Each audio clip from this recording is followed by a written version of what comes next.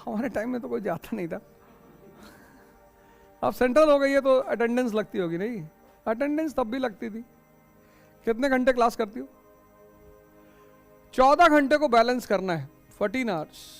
तुम्हारे पास सिर्फ 14 आवर्स होते हैं, इस 14 आवर्स का इस्तेमाल करना होता है। 10 घंटे में तुम्हारा सोना है, यहां तुम जो कर लो, मतलब नींद है तुम्हारी, स्लीप है, इसी में तुम्हारा एसेसरीज है, वॉशरूम जाना है, नहाना है, वगैरह वगैरह, और योगा है, मेडिटेशन है, ये सब तुम्हारा इस 10 घंटे में। जितनी स्लीप कम कर लोगे, मान लो 6 घंटे की स्लीप कर लिए, पर 6 घंटे डीप स्लीप। नींद को मारना नहीं है। अगर तुम नींद को मारे तो एक दूसरे रोग के शिकार हो जाओगे। नींद ना आना भी एक रोग है। कुछ लोग क्या करते हैं, कुछ चीजों को मारना शुरू करते हैं। मारना नहीं है, डीप करना है, डीप। डीप स्लीप कब आती है? 9 बजे से 1 बजे तक। लेकिन 9 बजे कोई सोता ही नहीं, लोग 12-1 बजे तक जग रहे हैं, उसके बाद नींद आती नहीं। गांवों में पहले लोग अंधेरा होते सो नहीं जाते थे, तो एक नई बीमारी पैदा हो गई अब लोगों को, नींद ना आने की। आती लोग अब थक जाते हैं, टूट जाते हैं तो सो जाते हैं, लेकिन नींद नहीं आ रही है। तो तुम इसको 14 घंटे मान लो, 10 घंटे हमने मान लिया तुम्हारी 7 घंटे की स्लीप है और 3 घंटा तुम्हारी एसेसरीज। अब ये 14 घंटा बचा तुम्हारे पास। इस 14 घंटे में तुम्हारे पास, अगर तुम यूनिवर्सिटी जाते हो तो 4 घंटे मान लो, 3 4 तो 4, फिर उसका तुम्हारे पास 10 घंटे बचे हैं।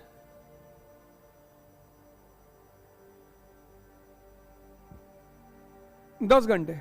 लेकिन अगर तुम्हारा सेकेंड ईयर है, कितनी उम्र है तुम्हारी? 19, मतलब 2 साल है तुम्हारे पास, है ना?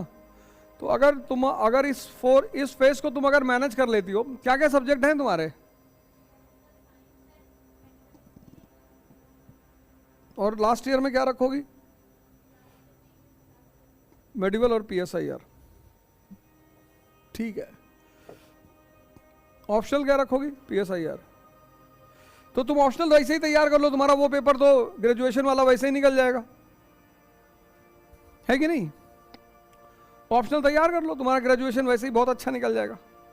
मेडिकल इंडिया तुम GS में पढ़ लेना, तो उधर तुम्हें मेहनत करनी ही नहीं पड़ेगी, वो तुम्हारा मेहनत फ्री हो जाएगा एरिया। सारी मेहनत यहां लगा दो, सब यहां झोंक दो। यहां जितना तुम झोंक दोगी वहां तुम्हें काम आएगा। टाइम को पहले डिवाइड करो कि तुम्हारे पास टाइम है कितना, फिर उसको मैनेज करो। तो तुम्हारे पास, सबके पास 14 घंटा होता है। अब जिसने यहां 7 घंटे की नींद को 5 कर लिया, कि 5 घंटे डीप स्लीप कर ली, तो 2 घंटा यहां भी मार दिया, तो तुम्हारा 8 घंटे में सारा काम हो गया। 2 घंटा इधर तुमने बढ़ा लिया, पर कोई जरूरत नहीं है, इतनी जान देने की जरूरत नहीं है। वो UPSC तुम्हारी जान ले ही लेगा, तुम उसकी चिंता ना करो। जैसे ही प्री निकलेगा, वो तुमसे इतनी मेहनत करवाएगा कि तुमको याद ही नहीं रहेगा कब दिन हो रही, कब रात हो रही, कब क्या हो रहा है। तो बहुत स्मूथली, बहुत स्मार्टली, आराम से चलो, अपने आप को डेवलप करते हुए, अपना विकास करते हुए। बहुत, क्योंकि जो लोग बहुत ज्यादा अत्य करते हैं ना, अत्य, वो ज्यादा भाग नहीं पाते। इतना करो जितना तुमसे डेली हो, खुशी से, जितना तुम डेली कर सकते हो। तुम डेली 6 घंटे पढ़ सकते हो, ठीक है, 4 साल में तैयार हो जाएगा, सिलेक्शन हो जाएगा। लेकिन तब तुम ये मान के चलो कि 4 साल लगेगा। यहां तुमने इसको बढ़ा दिया, 8 घंटे कर दिया, तो 2 साल लगेगा। लेकिन ये 8 घंटे और 5 घंटे की सोचना, ये तो सिटिंग है, ये सिटिंग की बात कर रहा हूं, 6 घंटे सिटिंग। कुछ लोग सिटिंग को ही पढ़ाई मानते हैं, गलत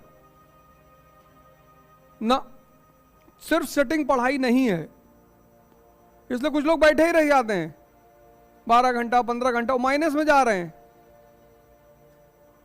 वो सब माइनस में जा रहे हैं।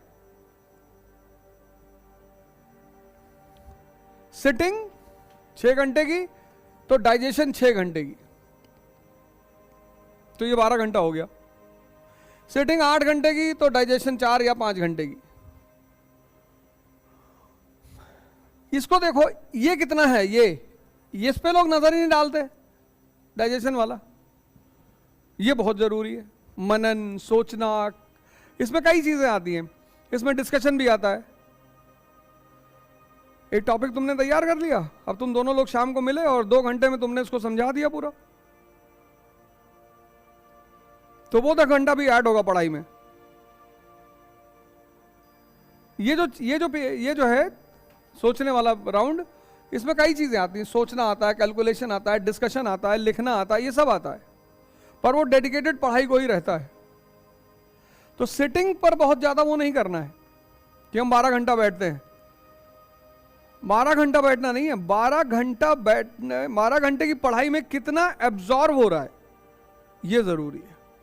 जैसे कुछ लोग भजन करते हैं, ध्यान करते हैं, 4-4 घंटे बैठे हैं, लेकिन यहां पर्दा ऑन है, बैठे तो हैं 4 घंटे, पर कुछ डेवलप नहीं हो रहा है, कुछ ग्रोथ नहीं हो रही है, तो उसका कोई फायदा नहीं। ग्रोथ होनी चाहिए। और मन का एक नेचर है, वो तुम आज देख लो, C+C, ये बड़ा प्यारा फॉर्मूला है मन का। जब तुम कोई काम शुरू करते हो, जैसे मान लो साइकिल चलाना तुमने सीखना शुरू किया, तो जब तक तुम कोई चीज सीखते हो तो तुम्हारा चित्त वहीं पे रहता है। ये चित्त है, पहले सी का मतलब है चित्त। ये बड़ा डेंजरस फॉर्मूला है, और जहां चित्त है वहीं चैतन्य है। इसलिए किसी काम की अगर क्वालिटी बढ़ानी है तो तुम बस ये दिमाग देखो कि उसमें चित्त लग रहा है कि नहीं। जैसे पहले लोग जब कोई काम देते थे घर भर में तो कहते थे चित्त लगा के करो। जहां चित्त है वहां चैतन्य है। इन दोनों का इतना प्यारा संबंध है। तो जब तुमने साइकिलिंग शुरू की तो चित्त तुम्हारा साइकिलिंग में है, क्योंकि खतरा है ना, गिर जाओगे, हाथ टूट जाएगा, पैर टूट जाएगा। तो जहां भी खतरा होता है, जैसे मान लो कुएं को ऊपर एक पतली सी लकड़ी रखी है, उस पर चलना है, तो देखो तुम्हारा चित्त वहीं पर रहेगा। एक्सपेरिमेंट करके देखो। जैसे यहां मुझे गिरने का डर नहीं है, लेकिन वहां अगर पतली सी लकड़ी रखी हुई है कुएं के बीच में, तो चित्त जहां भी खतरा है वहां चित्त तुम्हारे साथ रहेगा, तब नहीं भागेगा। शमशान में देखो भाग ही नहीं सकता। कभी चित्त को अपने देखना हो, चैतन्य को, तो कब्रिस्तान में चले आओ रात में, फिर इससे कहो जाओ घूम के आओ। वो जो प्रिया बचपन में साथ में पढ़ती थी उसके बारे में कुछ सोचो, कहेगा पागल हो गए, अभी कोई निकल आएगा अंदर से। तो तुम्हारी दिक्कत क्या है ना, तुम एक्सपेरिमेंट्स नहीं करते हो। गांधी जी ने कितनी अच्छी टाइटल लिखी, माई एक्सपेरिमेंट विद ट्रुथ, सत्य के साथ मेरे प्रयोग। तुम प्रयोग करते ही नहीं। तुम किसी दिन रात में चले आओ कब्रिस्तान में और अपने मन से कहो कि बेटा उलझ, और उलझ जाए तो मुझे बताना। अगर उलझ जाए तो मुझे बताना। उलझेगा ही नहीं, खतरा है ना। जहां खतरा है वहां चित्त तुम्हारे साथ है। कब्रिस्तान में भाग ही नहीं सकता, और अगर कब्रिस्तान में भाग रहा है तो या तो तुम पागल हो,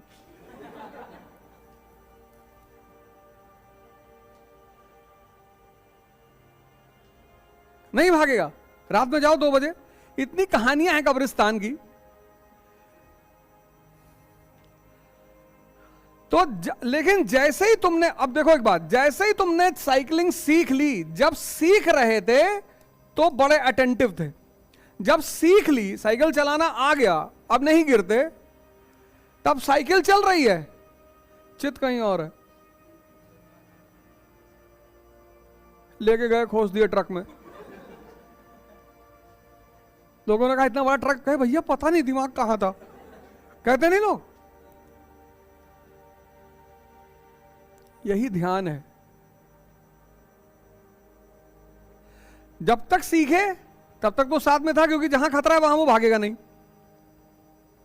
लेकिन जिस दिन तुमने सीख लिया, उस दिन साइकिल तो चल रही है, कि कहीं और है। यही हाल तुम्हारा पढ़ाई के साथ होता है। किताब तो खुली होती है, तुम बका भी रहे होते हो, पर कुछ जा नहीं रहा होता है अंदर। यह तुम्हारी सबसे बड़ी दिक्कत है, और उस पर तुम फोन ले आए हो। इतनी बड़ी दिक्कत के साथ तुम फोन ले आए हो, उसको बगल में रखे हो। यह चीज है कि तुम्हें देखना है कि तुम्हारा चित्त जो है वो तुम्हारा लग रहा है अपने काम में कि नहीं लग रहा। अगर लग रहा है तो उसमें तुम्हें बड़े अच्छे रिजल्ट देगा वो। नहीं लग रहा है तो काम होता रहेगा, रिजल्ट नहीं आएगा। इकरा आईएएस के साथ अब युवा पकड़ेगा यूपीएससी में बेहतर प्रिपरेशन की रफ्तार, क्योंकि इकरा आईएएस लाए हैं यूपीएससी सीएससी 2024 के लिए ऑनलाइन और ऑफलाइन बैचेस, जिसके लिए आएंगे दिल्ली से एक्सक्लूसिव झा सर, ओझा सर, संजय सर, रबानी सर और शेखर सर जैसे 20 साल के experienced faculties. Join our new offline batch for NCERT Basics and GS Pre-Com Mains at ICRA IAS Kanpur. Starts from 4th March. You can also join our new online batch at ikraias.com.